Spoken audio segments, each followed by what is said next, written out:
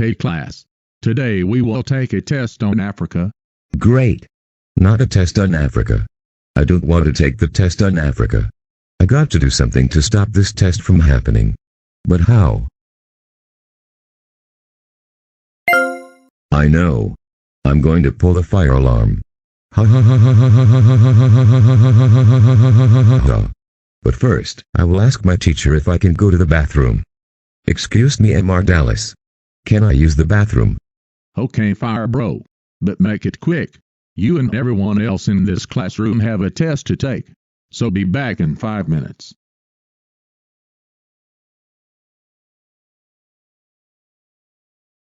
Ha. The dumb teacher thinks I'm in the bathroom. Now it's my chance to pull the fire alarm so that way I can put an end to the stupid test.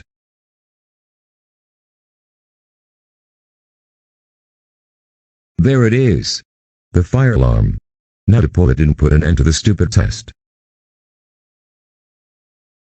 Here we go in 5, 4, 3, 2, hey! Stop it right there. Fire bro. What do you think you're doing? I was just going to the bathroom.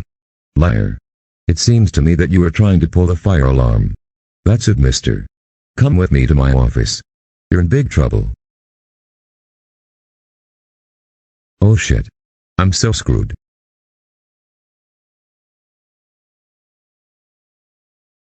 Fire bro. How dare you try to pull the fire alarm?